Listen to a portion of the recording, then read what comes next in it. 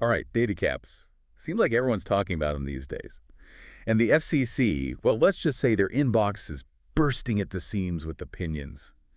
We're diving deep into all that today. Yeah, you're not kidding. This isn't your typical FCC docket full of industry jargon. This time, it's everyday folks, people like you and me, speaking out about how these data caps affect their lives. And we're not talking about a handful of comments either. Nearly 190 in counting. And the vast majority. From individuals, not the usual suspects, the telecom giants. It's pretty remarkable. Clearly, this issue is striking a nerve with people. Absolutely. And the sentiment is pretty clear, right? Predatory, money grab, those words keep popping up. But hey, every story has two sides. We also have this law and economics group arguing that data caps are actually beneficial for everyone, consumers and providers alike. Yeah, it's going to be interesting to unpack all that. What I find fascinating is how personal these comments are. The FCC docket reads like a collection of stories, people sharing their frustrations, how data caps impact their budgets. It's almost like they feel held hostage by their internet providers. Yeah, it's a good reminder that this isn't just some abstract policy debate. This is real-life stuff. It's affecting people's day-to-day. Like Lucas Landreth, he called data caps an arbitrary money grab. Especially, he says, in areas with limited competition, where you don't have a lot of choices for providers. You see that point about limited competition coming up a lot. It Yeah, seems like the sting of data caps is felt most acutely in those areas where you can't just switch providers if you're unhappy. totally. And then you have folks like Joseph Wilkicki, who brings up this interesting point. ISPs get these taxpayer subsidies right, yet they're turning around and slapping us with data caps. He even compares it to those, the outdated long-distance fees we used to have. Yeah, that sentiment of, hey, I'm already paying for this in my taxes. Why am I getting nickel and dimed again?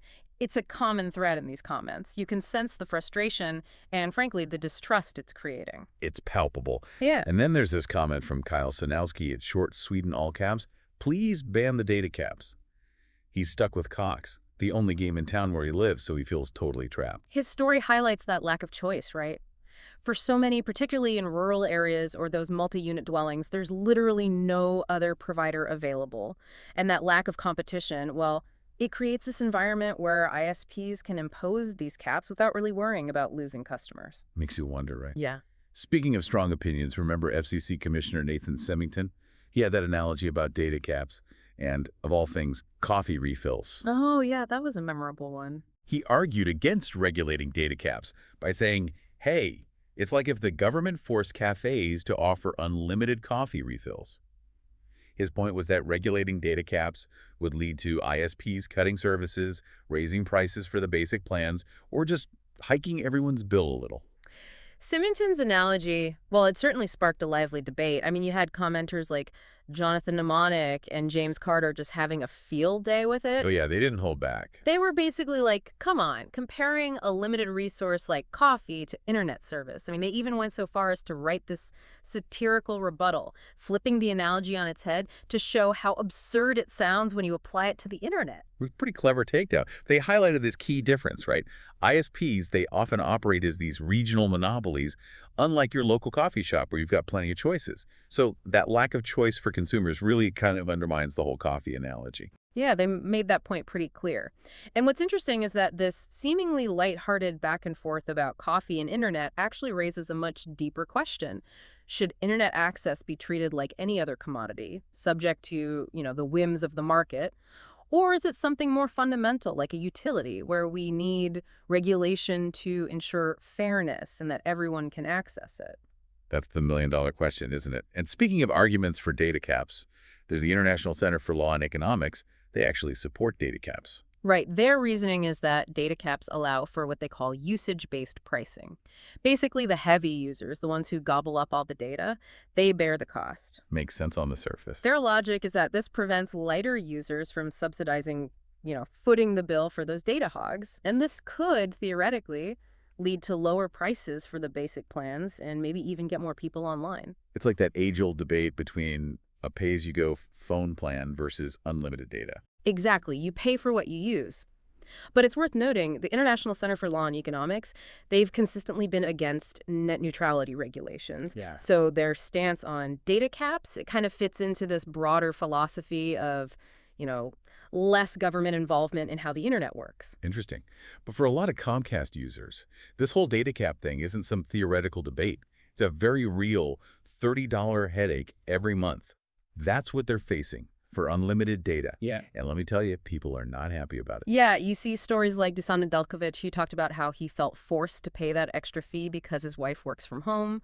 And, it just adds to their already strained budget. It highlights how data caps really hit families hard, especially those who rely on the internet for work, school, entertainment, all of it. It's like a double whammy for so many households already struggling with, the rising cost of everything these days.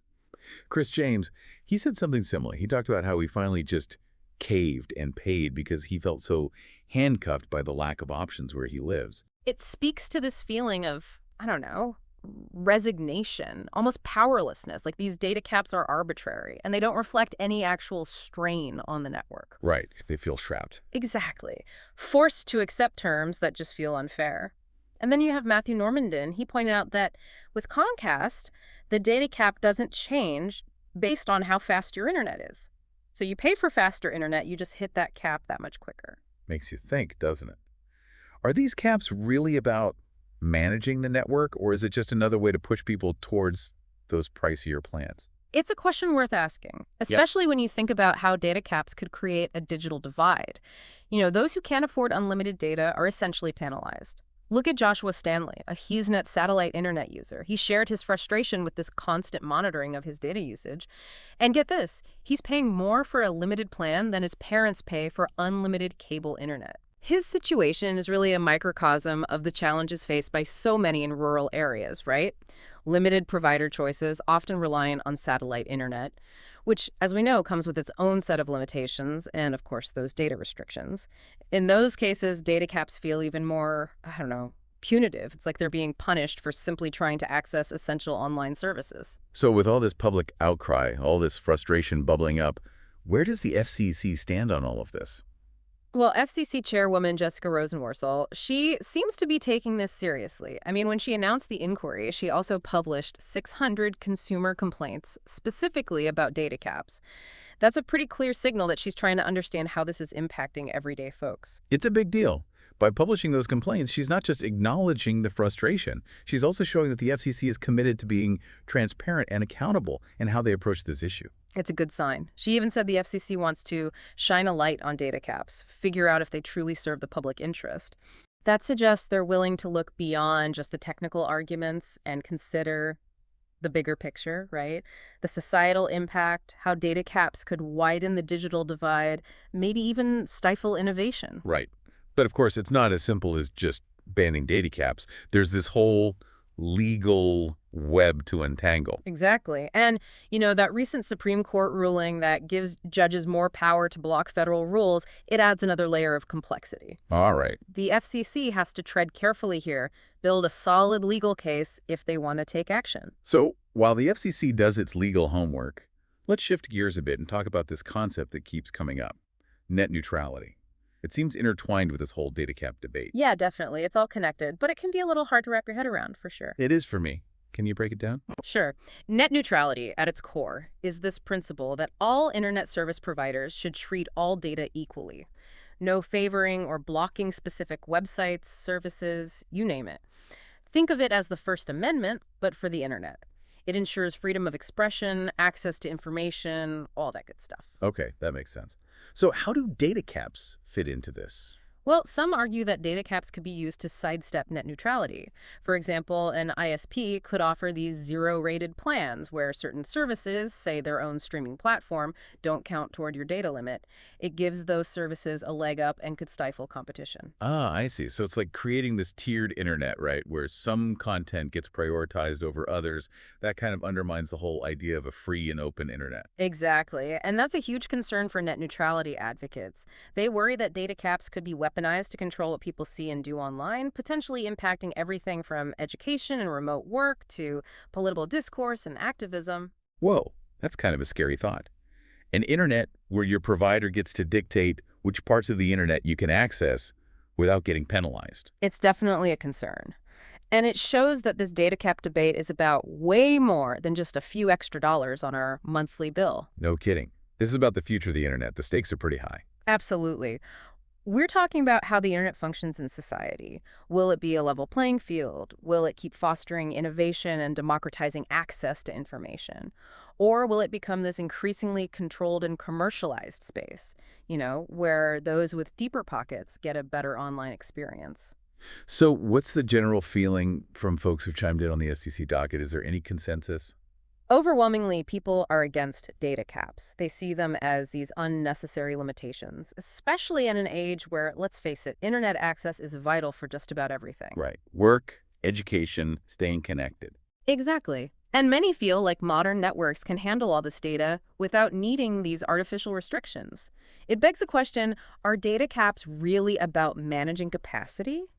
Or are they just about maximizing profits? A valid question. Mm. It feels like people are fed up with this feeling of being nickel and dimed for a service that's as essential as, I don't know, electricity or water. You're right. They're questioning the motives of these ISPs and demanding more transparency and fairness. It's like a classic David versus Goliath story. Isn't it? Everyday users fighting for their digital rights against these massive corporations. But in this case, David has a voice, a microphone, so to speak, and the FCC is actually listening. That's the silver lining, right? Absolutely. The sheer volume and passion of these comments, it shows the power of people speaking up, of collective action. People are realizing they have a say in shaping the future of the internet, and they're not holding back. So as all this unfolds, what's the key takeaway for our listeners? Why should they care about this whole data cap debate? Because the internet belongs to all of us. It's this incredible tool, perhaps the most powerful communication tool we've ever created, and its future. It's being shaped by the choices we make right now, by understanding the issues, being part of the conversation, and advocating for policies that promote fairness, affordability, accessibility. That's how we ensure the internet remains a force for good. It's not just about data caps, right? Mm. It's about control, who has it, how it's used. It's about making sure everyone has the opportunity to fully participate in the digital age. No matter their income, their location, none of that. Exactly. And that brings us to a crucial question we all need to consider as we navigate this ever-evolving digital world. What kind of internet future do we want to create?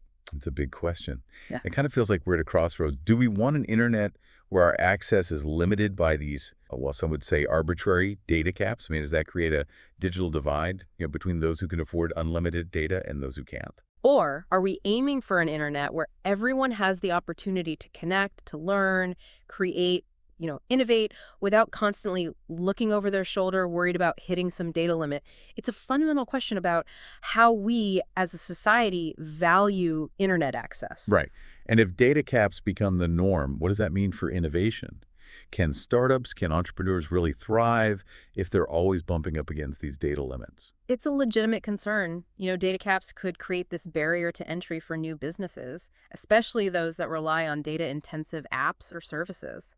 Imagine, what if the next big social media platform or streaming service struggles to get off the ground because people are hesitant to use it, worried about their data? And what about education? We're in this age of digital learning, but how can students really thrive if they're constantly monitoring their data usage? It's hard to picture a student fully participating in an online course or collaborating on projects, doing research, all while worried about exceeding some data limit. It's almost like it creates this, a digital homework gap. It could further disadvantage students from lower income households who might already have limited internet access. And let's not forget about the rise of remote work. I mean, could data caps make it impossible for people to effectively work from home, especially those in fields that require large file transfers or, constant video conferencing? Absolutely. Data caps could actually limit job opportunities, impact economic mobility for folks who depend on their home internet connection to make a living. It could create a situation where only those who can shell out for unlimited plans can really participate in this whole remote work revolution. So we've got these potential impacts on innovation, education, remote work. But what about, the social side of things? Could data caps even affect how we connect with friends and family online? It's certainly within the realm of possibility. I mean, if people are hesitant to stream videos, share photos, even hop on a video call because they're worried about data, that could lead to less social interaction online.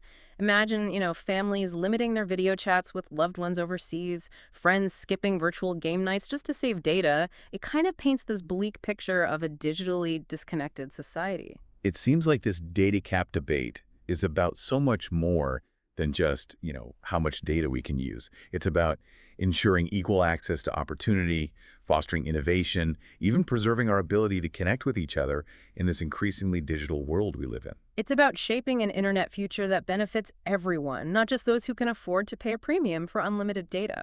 Well, we've explored a lot in this deep dive. From those personal stories, the emotional testimonies of everyday users facing these challenges, to the legal arguments, the economic considerations, it's clear this data cap debate is complex, it's multifaceted, and it has far-reaching implications. Absolutely. But one thing's for sure, your voice matters in this conversation. The FCC is actively seeking public input. Every comment, every story, every perspective helps paint a clearer picture of how data caps are really impacting people's lives. So if you're feeling strongly about this, don't stay silent. Share your experiences, your concerns, your hopes for the future of the internet. You can submit your comments to the FCC, and let's make sure our voices are heard. Remember, the future of the internet, it's not set in stone. It's shaped by the choices we make today. Stay curious, stay engaged, and keep diving deep. It's a big choice, isn't it? What kind of internet future are we building? That's the question, right? And it's not just about the technology, it's about values. It's about what we prioritize, who benefits. If we go down this path of data caps being the norm, are we comfortable with the consequences? Because, like we've been talking about, the implications are huge for innovation, education, remote work, even our social lives. Yeah, all those things we take for granted, they could look very different in a world dominated by data caps. And it's easy to get lost in the weeds, the technical details, the legal back and forth. But at the end of the day, this is about people, real people whose lives are being impacted by these decisions. Absolutely. And that's why it's so crucial for everyone to understand what's at stake, to get involved, to make their voices heard. Because the future of the internet, well, it's not something that just happens to us. It's something we create together. Well said. Ah. So as we wrap up this deep dive, any final thoughts for our listeners? Stay informed, stay engaged, and most importantly, speak up. Let the FCC know what you think, how data caps are affecting you, your family, your community, because your voice matters. Couldn't agree more. And remember, you can find all the details on how to submit your comments to the FCC on our website. We'll also be keeping you updated on all the latest developments in this data cap saga. So until next time, stay curious and keep diving deep.